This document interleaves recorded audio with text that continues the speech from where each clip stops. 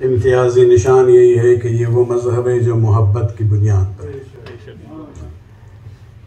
اہل بیت کے سلسلے میں ہمارے جو جذبات ہیں، بلکہ ہمارے اصول اور ہمارے اعتقادات میں یہی کہا جاتا ہے کہ صرف ان کو ماننا کافی نہیں ہے، بلکہ یہ حکم الہی ہے کہ ان کے ساتھ محبت کیا جائے۔ بے شک بے شک۔ ہر وہ شخص جو فرش عزا پہ آتا ہے بچپنی سے یہ آیت سنتا ہے قُلْ لَا أَسْأَلُكُمْ عَلَيْهِ أَجْرًا إِلَّا الْمَوَدَّةَ فِي الْقُرْبَى۔ آج اسی آیت کے بارے میں کچھ باتیں ہم آپ کے سامنے پیش کرنا چاہیں گے تاکہ ہمارے ایمان اور اعتقادات میں اور استحکام پیدا ہو اور اس مفہوم مودت کو ہم سمجھیں کہ اس کا مطلب کیا ہے، اس کے تقاضے کیا ہے۔ الحمدللہ سب مومنین ہیں، عقیدہ ہے، لیکن کبھی کبھی اپنے اعتقادات کو صحیح معنوں میں سمجھنا بھی لازمی ہے، اور اس سلسلے میں ہم اسی آیت سے شروع کریں گے اور اس کے بعد کچھ سوالات ہم پیش کریں گے جس میں شاید آپ کنفیوز ہوں، لیکن کنفیوژن وہ ابتدائی مرحلہ ہے۔ انسان کبھی کبھی شک کرتا ہے چیزوں میں، وہ شک جو ہے بری بات نہیں ہے، ایز لانگ ایز آپ کا انویسٹیگیشن سلسلہ آگے بڑھے اور حق تک آپ پہنچ جائیں۔ خداوند عالم نے یہ جو مسئلہ ہے ہمارے مودت فی القربہ، یہ سورہ شورى سورہ نمبر 42 کی آیت 23 ہے، جہاں ارشاد ہو رہا ہے قُلْ لَا أَسْأَلُكُمْ عَلَيْهِ أَجْرًا إِلَّا الْمَوَدَّةَ فِي الْقُرْبَى۔ کہ خداوند عالم نے رسول اسلام کو حکم دیا ہے کہ رسول آپ کہہ دیں کہ یہ جو محنت ہم نے کی ہے، جو زحمات اٹھائی ہیں خداوند عالم کے پیغام کو تم تک پہنچانے کے لیے، اس سلسلے میں ہمیں کچھ نہیں چاہیے in return, know reward no اجر، کچھ نہیں چاہیے ہمیں الا المودۃ فی القربہ، صرف ایک بات ہے کہ تم ہمارے قرابت دار سے محبت کرو۔ اس میں اگر آپ دیکھیں، خیر باتیں بہت ہیں اس آیت کے سلسلے میں، لیکن اس ایک مجلس میں صرف ایک ہی عنوان کو ہم پیش کرنا چاہیں گے۔ اس کے بعد آیت جو ہے آگے بڑھتی ہے۔ مشکل یہ ہے کہ ہمارے یہاں کبھی کبھی پوری آیت کو پیش نہیں کیا جاتا ہے، الا المودۃ فی القربى، اس کے بعد ومن یقترف حسنۃ فنزد له فیہا حسنا، پھر خداوند عالم کہنا ہے کہ جو بھی اس مودت کو اپنائے تو ہم اس کی نیکیوں میں اضافہ کریں گے۔ یہ آیت ہے کنٹینیو جو چل رہی ہے آگے، کہ جو بھی اس مودت اہل بیت کو اپنائے تو اس کی نیکیوں میں ہم اضافہ کریں گے۔ ان اللہ غفور شکور، خداوند عالم گناہوں کو معاف کرنے والا بھی ہے اور شکور بھی ہے، شکر کرنے والا ہے۔ بہت کم مواقع ہیں جہاں خداوند عالم کہتا ہے کہ ہم تمہارا شکریہ ادا کر رہے ہیں۔ یہ آئے مودت کے ضمن میں ہے۔ صلوات پڑھیں ایک بار۔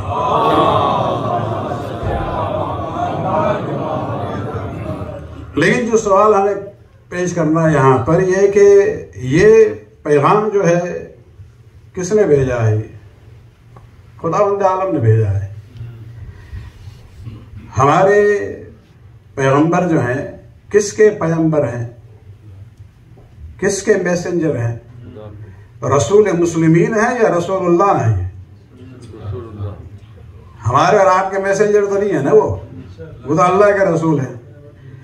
پیغام خدا نے بھیجا، لانے والا خدا کا پیغمبر اور میسنجر ہے، اور پیغام بھی ہمارا نہیں ہے، پیغام خدا کا ہے۔ خدا نے پیغام بھیجا، اپنے پیغمبر کے ذریعے بھیجا، اپنے پیغام کو بھیجا، nothing to do with us۔ ہمارا بس چلتا تو ہم کہتے خدا بندہ کچھ نازل مت کرو، آزاد چھوڑ دو ہم لوگوں کو۔ لیکن اگر حقیقت یہی ہے کہ پیغام خداوند عالم کا ہے، بھیجنے والا وہ ہے، لانے والا بھی اس کا رسول ہے، ہمارا نہیں ہے۔ یعنی یہ جو قرآن آیا تھا یہ COD کے عنوان سے نہیں آیا تھا، یہ نہیں ہے کہ ہم نے مانگا تھا therefore I have to pay something جب ڈیلیوری ہو رہی ہے، نہیں، ہم نے مانگا ہی نہیں تھا، خدا نے بھیجا ہے، محمد لے کے آئے ہیں، تو سوال یہ ہوتا ہے کہ اس محنت کی اجر کون ادا کرے گا؟ آپ ہو گئے نا کنفیوز، یہیں پہ لانا تھا ہمیں۔ پیغام خدا کا ہے، لانے والا اس کا میسنجر ہے، اس نے حکم دیا ہے، اجر کون دے گا؟ اجر خدا کے دے گا۔ تو یہ ہم پر کیوں یہ مسلط کیا جا رہا ہے؟ نہ صرف یہ کہ ایک منطقی طور پہ خداوند عالم ہی اجر دینے والا ہوگا، ہم پر واجب نہیں ہے، بلکہ اگر آپ قرآن کو پڑھیں تو آپ کو تقریباً 6-7 مثالیں ملیں گی کہ جہاں مختلف انبیاء جو پہلے آئے تھے سب نے یہ کہا ہے کہ ہمیں تم سے کچھ نہیں چاہیے، اس لیے کہ جو ہم پیغام لے کے آئے ہیں اس کا اجر ہمیں خدا دے گا۔ مثلا جناب نوح کا قول ہے، یا قوم لا اسألکم علیہ اجرا ان اجری الا علی اللہ، کہ میری قوم مجھے تم سے کوئی اجر نہیں چاہیے، میرا اجر ہے اللہ پر ہے، اس کی ذمہ داری ہے۔ جناب ہود یا قوم لا اسألکم علیہ اجرا، اے میری قوم مجھے کوئی اجر تم سے نہیں چاہیے، ان اجری الا علی الذی فطرنی، میرا اجر اس پہ ہے جس نے مجھے پیدا کیا ہے۔ حضرت صالح وما اسألکم علیہ من اجر، ہم تم سے کوئی اجر نہیں مانگتے ہیں، ان اجری الا علی رب العالمین، میرا اجر جو ہے رب العالمین پر ہے۔ آگے بڑھیں سورہ جناب لوط، وما اسألکم علیہ من اجر ان اجری الا علی رب العالمین، وہی عنوان ہے کہ مجھے اجر تم سے نہیں چاہیے، خدا دے گا۔ جناب شعیب، وما اسألکم علیہ من اجر ان اجری الا علی رب العالمین۔ اور اس میں اگر آپ دیکھیں خود ہمارے پیغمبر کو سورہ نمبر 6 آیت نمبر 90 میں اگر دیکھیں ایک اور حکم ہے، قل لا اسألکم علیہ اجرا ان هو الا ذکرا للعالمین، اے رسول آپ ان سے کہہ دیں آپ کو کوئی اجر نہیں چاہیے، یہ تو خداوند عالم نے تمہارے لیے ریمائنڈر کے طور پہ یہ قرآن نازل کیا ہے۔ صلوات پڑھنے کے بعد یہ آیت ہمارے مذہب کی بنیاد ہے، ہمارا مذہب جو ہے ولا اور محبت اہل بیت پر ہے۔ تو اب یہ سوال پیدا ہوتا ہے کہ خداوند عالم نے یہ حکم آخر کیوں دیا؟ اس آیت کے معنی و مفہوم کو سمجھنے کے لیے ضروری ہے کہ ہم قرآن کے اسلوب بیان کو سمجھیں۔ خدا کی ذات وہ ذات ہے کہ جو بہرحال ہمارے لیے قابل تصور بھی نہیں ہے، ما ورائے طبیعت کی بات ہوتی ہے، اور انسان جو ہے ہمارا کوئی قیاس ہی نہیں ہے خداوند عالم سے، وہ خالق ہے، ہم مخلوق ہیں۔ لیکن خداوند عالم نے جب پیغامات ہمیں بھیجے ہیں آدم سے لے کے خاتم تک، تو خداوند عالم اپنے مخاطب کو دیکھتا ہے کہ آڈینس کون ہے، آڈینس کے اسلوب کلام کو دیکھتا ہے، پھر خدا in a way he comes down to our level کلام میں، اور پھر گفتگو اسی انداز میں کرتا ہے جس طرح سے ہم ایک دوسرے سے کرتے ہیں۔ تو اس اسلوب کلام کو ہمیشہ ذہن میں رکھیں کہ خداوند عالم نے کیوں اس آیت میں یہ حکم دیا ہے کہ محمد کے رسالت کا اجر جو ہے امت ادا کرے۔ اس سٹائل جو ہے خداوند عالم نے اپنے اس کلام میں استعمال کیا ہے قرآن میں، اس کو سمجھنا ضروری ہے۔ انسانوں میں یہ بہت ہی عام بات ہے کہ جب آپ کسی چیز کی اہمیت کو بتانا چاہتے ہیں تو آپ ہمیشہ اس کو ریلیٹ کرتے ہیں کسی ایسی چیز سے جس کی اہمیت واضح ہو، یعنی وہ چیزیں جو نہیں ہیں مثلا، اور آپ اس کو اسیسمنٹ نہ کر سکیں یا لوگوں کو سمجھا نہ سکیں، you always compare that with something which is more superior۔ مثلا ہمارے یہاں ہر اکثر چیزوں کے ہم لوگ کہتے ہیں بھائی this is the gold standard، مختلف چیزوں کے لیے، یہ گولڈ سٹینڈرڈ یہ کیوں کہتے ہیں ہم لوگ؟ اس لیے کہ گولڈ کی ویلیو جو ہے لوگوں کے ذہن میں اوبیس ہے. پرانے زمانے میں آج کل آپ دیکھیں آئل کو کیا کہتے ہیں؟ اس کو بھی تو یہی کہتے ہیں نا کہ بھائی یہ جو ہے بلیک گولڈ ہے. بھائی یہ سولڈ ہے، وہ لکوڈ ہے، اس کا رنگ کچھ اور ہے، اس کا رنگ کچھ اور ہے. نو سملرٹی کچھ نہیں ہے، لیکن صرف اس کی ویلیو کو بتانے کے لیے اس کو کہا جاتا ہے کہ یہ بلیک گولڈ ہے. پرانے زمانے میں مثلا خصوصاً مڈل ایسٹ اور نارتھ افریقہ میں نمک جو ہے بہت ہی پریشس اینٹی تھی. تمباکو وغیرہ میں باقاعدہ اس کے مین کوموڈیٹی جو اس زمانے میں ٹریڈنگ کے تھے وہ یہ سالٹ تھا. اور اس زمانے میں اس کو وہ کمپیئر کرتے تھے گولڈ کے ساتھ، سونے کے ساتھ. تو یہ ایک بہت ہی کامن طریقہ ہے کہ جہاں یہ خداوند عالم بھی اسی اسلوب کلام کو استعمال کرتا ہے ان باتوں کو پیش کرنے کے لیے جو خدا کی نظر میں زیادہ اہم ہے، لیکن شاید امت کو اس کی اہمیت کا اندازہ نہ ہو سکے. مثلا ایک اور مثال آپ دیکھ لیں. آپ دیکھتے ہیں کہ ہمارے یہاں جو ہے جہاں تک لون کی بات ہوتی ہے، قرض دینے کی بات ہوتی ہے، اس میں ربا منع ہے. یعنی انٹرسٹ لینا جو ہے، مومنین ایک دوسرے کو قرضہ دیتے ہیں تو وہ ان سے انٹرسٹ نہیں لے سکتے ہیں. ایکسیپشن ٹو دی رول کیا ہے؟ باپ اور بیٹے کے درمیان اگر بیٹا قرضہ دے رہا ہے بیٹے کو باپ، تو وہ جو ہے ان ریٹرن لے سکتا ہے. اور ہسبینڈ اینڈ وائف کے درمیان اگرچہ آپ کی مشکل اور بڑھ جائے گی، لیکن بہرحال ایکسیپشن رول اپنی جگہ پہ ہے. لیکن عام طور سے مسلمانوں میں ربا جو ہے وہ حرام ہے، قرضہ جب دیتے ہیں.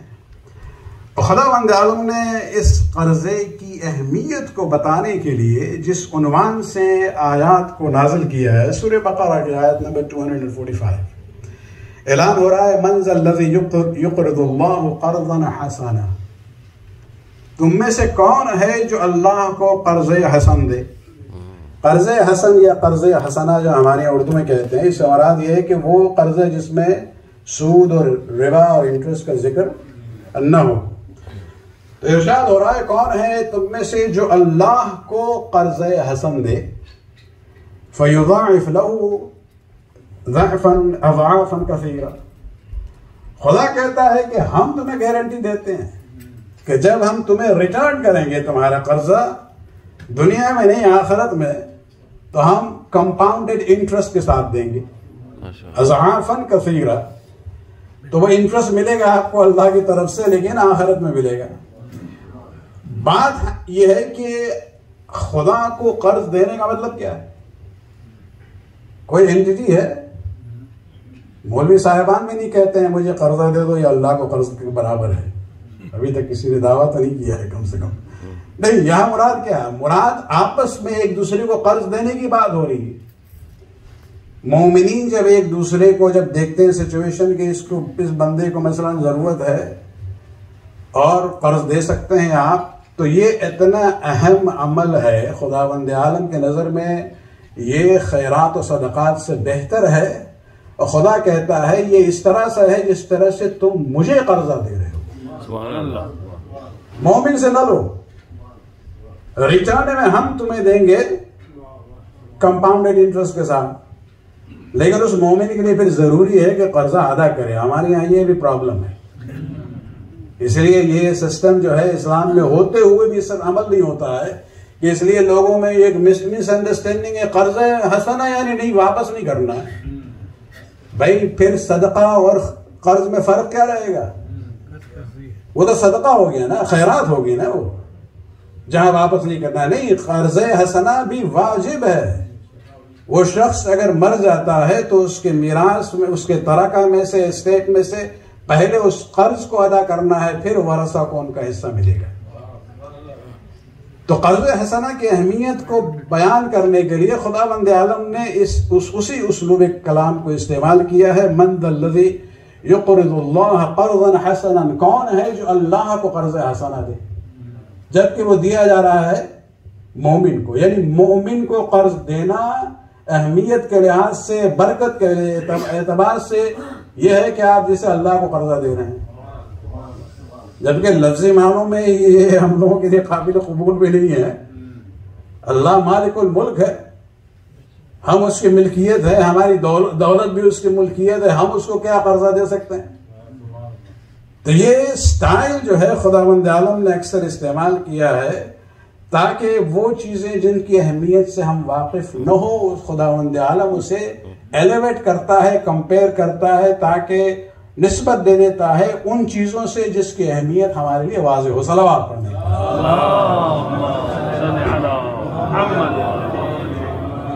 اب اس اسلوب کلام کو ذہن میں رکھیں۔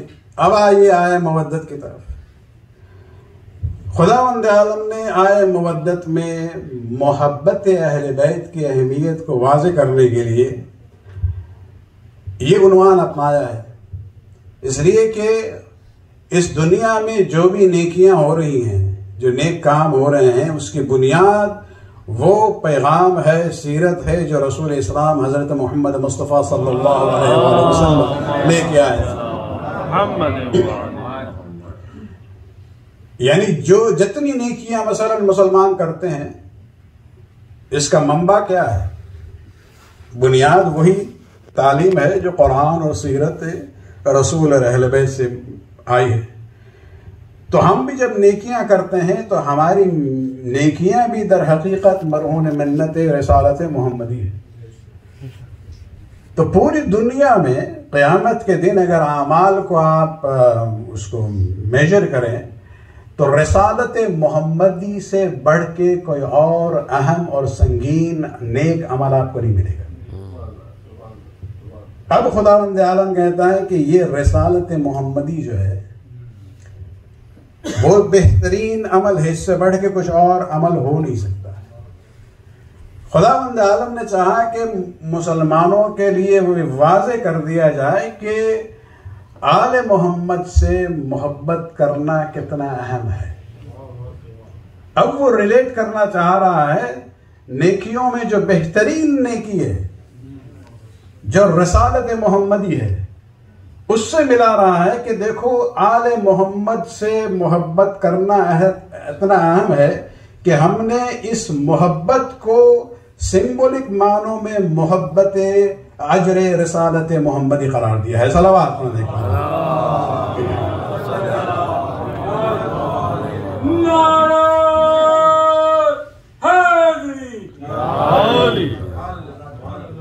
ہم لوگوں میں سکت نہیں ہے کہ ہم محمد کی رسالت کا اجر ادا کر سکیں، not even 0.01%۔ اس کا اجر خدا دے گا ہم کو، لیکن اس عمل کو جو بہترین عمل ہے خداوند عالم کے نظر میں، اس سے ملا دیتا ہے خداوند عالم کہ یہ محبت آل محمد جو ہے یہ اتنی اہم ہے کہ ہم نے اس کی اہمیت کو بتانے کے لیے یہ عنوان اجر رسالت محمدی قرار دیا ہے۔ صلوات پڑھنے کا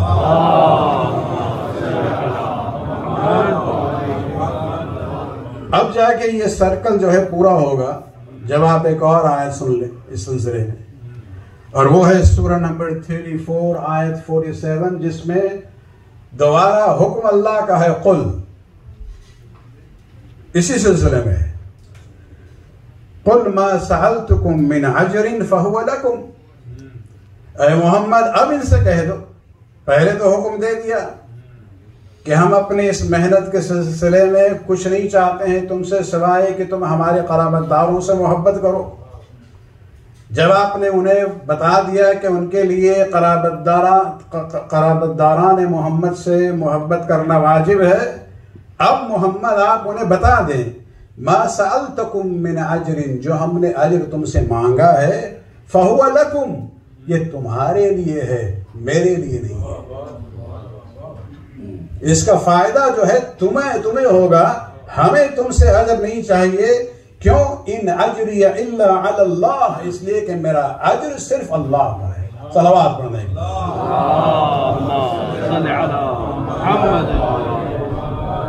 فہو لکم، ولایت و محبت اہل بیت کا فائدہ جو ہے اس آیت کے لحاظ سے، ہم نے حدیث نہیں پڑھی ہے یہاں، فَهُوَ لَكُمْ، اس کا فائدہ تمہیں ہوگا. یہ اجر جو ہے یہ اس کا فائدہ تمہیں ہے، محمد کو کچھ نہیں مل رہا ہے. محمد کو جو ملے گا خدا دینے والا ہے. اور یہ محبت اہل بیت کا فائدہ کیا ہے؟ مختصراً چونکہ ابھی ماتم بھی کرنا ہے مومنین کو اور پھر نماز کے بھی ٹائم ہو جائے گا. دیکھیں 3 چیزیں بہت اہم ہیں جہاں تک محبت اہل بیت کی بات ہے. اور یقیناً ہر شخص نے کبھی نہ کبھی محسوس کیا ہوگا، لیکن اس کو ہم ایک جگہ ہی آپ کے سامنے پیش کرنا چاہیں گے. نمبر 1 کہ جب آپ اہل بیت سے محبت کرتے ہیں تو آپ کے اعتقادات جو ہیں صحیح ہو جاتے ہیں. صحت عقیدے کا صحیح ہونا. نمبر 2 اگر آپ اہل بیت سے محبت کرتے ہیں تو آپ کے کردار میں بھی اصلاح آئے گی. یہ بہت ہی لازمی ہے. کیوں وہ لازمی ہے؟ آپ دیکھیں سورہ آل عمران کی ایک اور آیت ہے جہاں دوبارہ شروع ہو رہا ہے قل سے کہ اے محمد آپ اعلان کر دیں ان کنتم تحبون اللہ فاتبعونی. اس لیے کہ اتباع اور محبت کا تقاضا یہ ہے کہ آپ جس سے محبت کرتے ہیں اس کے پسند اور ناپسند کا خیال رکھیں. یہ ہم مجبور ہیں کہ مثال دیتے ہیں. ہم لوگ یہ اپنی ازدواجی زندگی میں کیا ہوتا ہے دونوں طرف کبھی کبھی کچھ چاہتے بھی ہیں لیکن ہسبینڈ یا وائف جو ہیں پسند نہیں کرتے ہیں. ٹھیک ہے، انسان اپنے کو مولڈ کرتا ہے مودت اور رحمت کی بنیاد پر. ایک اور آیت ہے اس سلسلے میں ازدواجی رشتے میں، وہاں پہ مودت کا لفظ ہے، محبت کا نہیں ہے.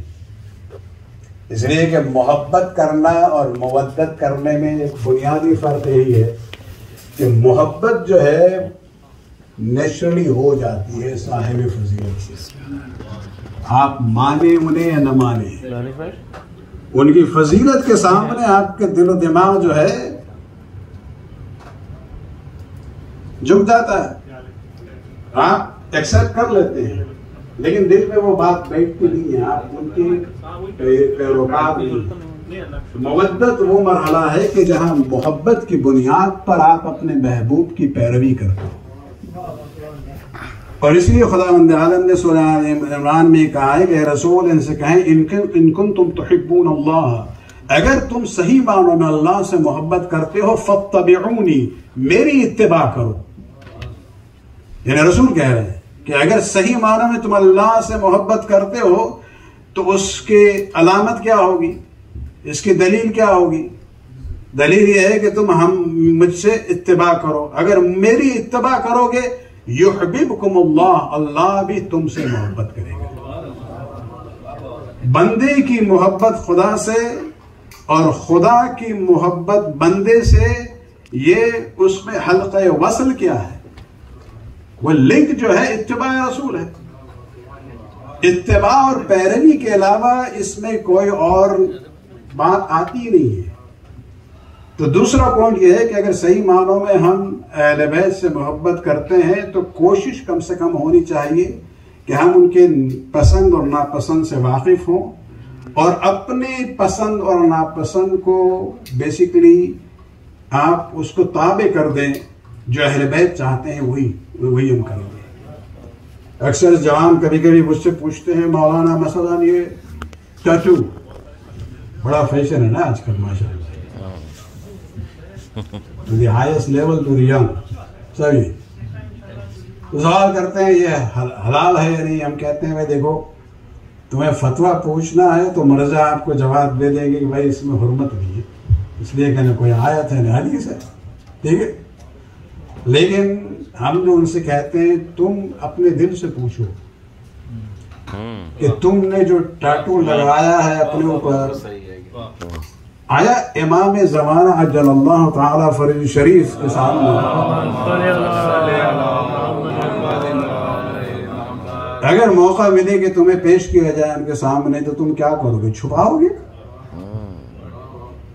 یا اوپنلی دکھاؤ گے؟ اگر اتنی ہمت ہے، اتنا آپ کو بھروسہ ہے تو ٹھیک ہے، گو ایڈ اینڈ ڈو اٹ. آپ کو یہ دیکھنا ہے کہ آپ کے امام کی مرضی کیا ہوگی، آپ کے امام وقت کی پسند ناپسند کیا ہوگی. اور یہی تقاضا ہے محبت اور ولایت اہل بیت کا. صلوات پڑھنے کا.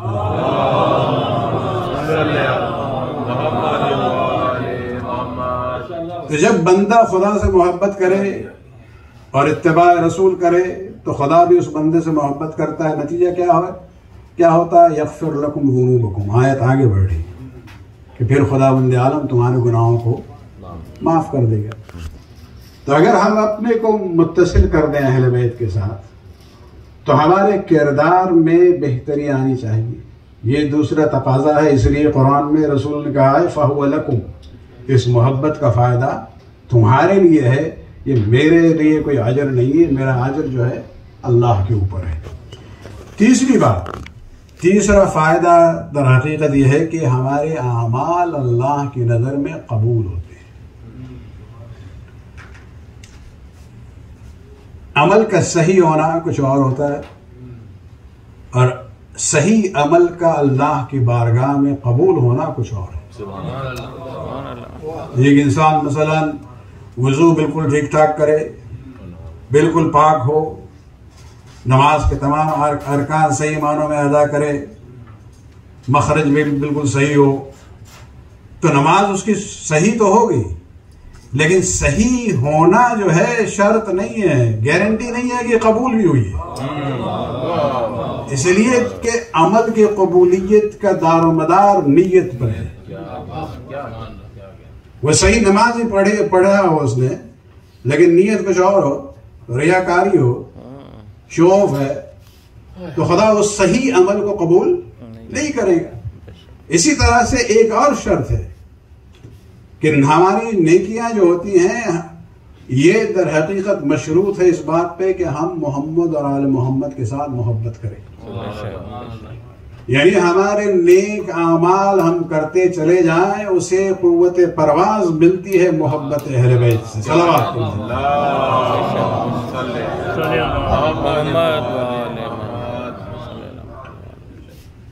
نماز کے سلسلے میں آپ دیکھ لیں. اس لیے امام شافعی کا جو شعر ہے اس سلسلے میں، فرض من اللہ فی القرآن انزلہ،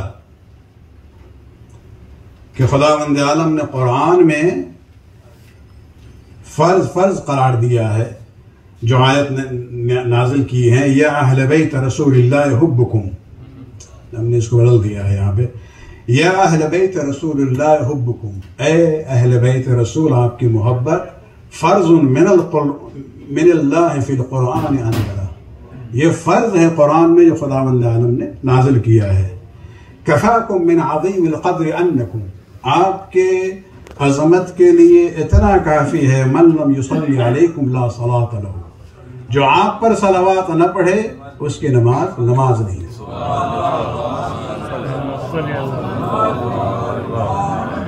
صحیح ہوگی، لیکن اگر آل محمد پر صلوات نہیں ہے تو وہ قابل قبول نہیں ہے.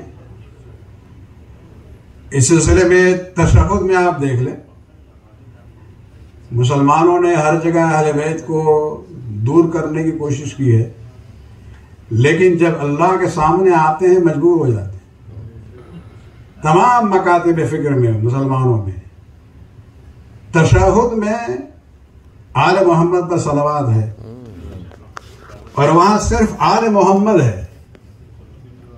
ان کے بزرگان جو ہیں وہ اپنے تمام تقریروں میں، خطبوں میں صلاۃ و سلام کے بعد وعلی آلہ وازواجہ واصحابہ اجمعین، چلو کم سے کم آل اور ازواج کو الگ کر دیا آپ نے، پھر وہ بحث ہی نہیں کرنی ہے کہ وہ شامل ہیں آل میں یا نہیں. آپ ہی نے تو الگ کیا ہے نا. پھر اصحاب سے الگ کیا ہے. بھئی ہمارے یہاں جو ہے جو ہم پریفرنس دیتے ہیں اہل بیت پہ، اس لیے کہ قرآن میں امام شافعی کے شعر کے مطابق خداوند عالم نے آئے مودت میں ان کی محبت کو واجب قرار دیا ہے. قرآن کی اور کوئی آیت نہیں ہے کہ جہاں خداوند عالم نے مثلا اصحاب اجمعین کی محبت کو واجب قرار دیا. وہ ہمارے لیے قابل احترام ہیں اگر وہ صحیح ہیں، لیکن یہ جو فرض کی بات ہو رہی ہے، دینی عقیدے کی بات ہو رہی ہے، یہ صرف آل محمد کے لیے ہے. بلکہ ہم ایک جملہ کہنا چاہیں گے، کسی کو دل آزاری یہاں مقصود نہیں ہے کہ بھائی اگر آپ صحیح معنوں میں اتنی محبت کرتے ہیں ان کے ساتھ تو اپنے مفتی سے پوچھو کہ بھائی کبھی کبھی ہمارے دل میں جو ہے محبت ذرا جوش میں آ جاتی ہے، تشہد میں ہم چاہتے ہیں کہ اللہم صلی علی محمد وعلی آلہ وازواجہ واصحابہ بھی پڑھیں، وہ فوراً آپ سے کہیں گے تمہاری نماز باطل ہے۔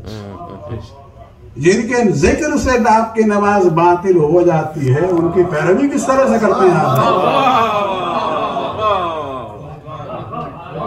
پیروی ان کی نہیں کرتے جن کا ذکر روزانہ آپ نماز میں کرتے ہیں۔ محبت کا تقاضا یہ ہے کہ آپ پیروی کریں۔ تو یہ جو بات ہوتی ہے ولایت اہل بیت کی، یہ ہمارے لیے یہ بنیادی عقیدہ ہے، اور اس میں در حقیقت خود آیت قرآن کے لحاظ سے فَهُوَ لَكُمْ، اس کا فائدہ جو ہے آپ کو ہے۔ یہ صحیح معنوں میں اجر رسالت نہیں ہے، اس لیے کہ ہم میں وہ استطاعت ہے ہی نہیں، سکت ہے ہی نہیں کہ ہم رسول کو اجر رسالت ادا کر سکیں۔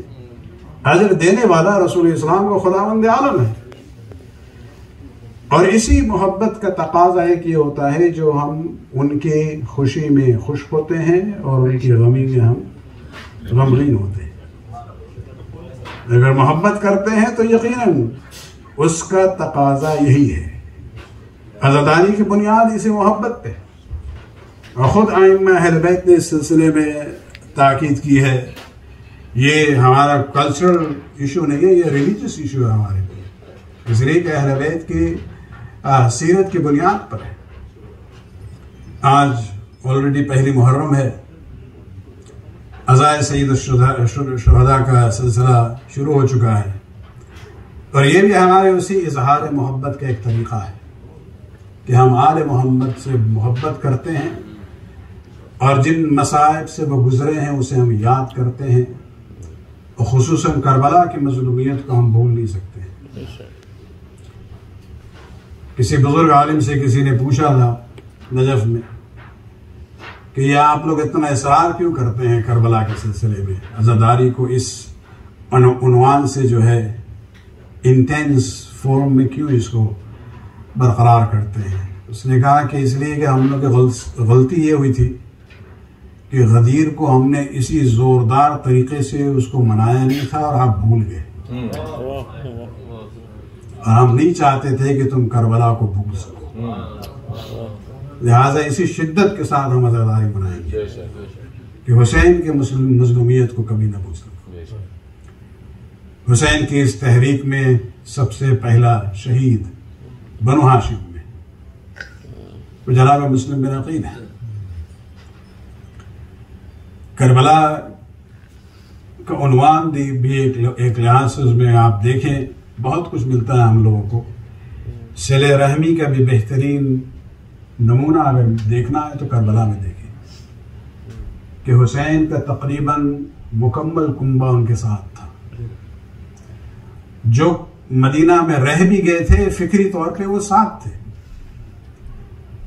اور عملی طور پہ بھی آپ دیکھیں کربلا کے شہداء کو ہم کہتے ہیں شہداء جو خاندان کے ہیں انہیں شہداء بنو ہاشم کہتے ہیں، لیکن ہمارے والد مرحوم کہا کرتے تھے کہ وہ شہداء بنو ہاشم نہیں ہیں، اس لیے کہ شہداء بنو ہاشم میں سب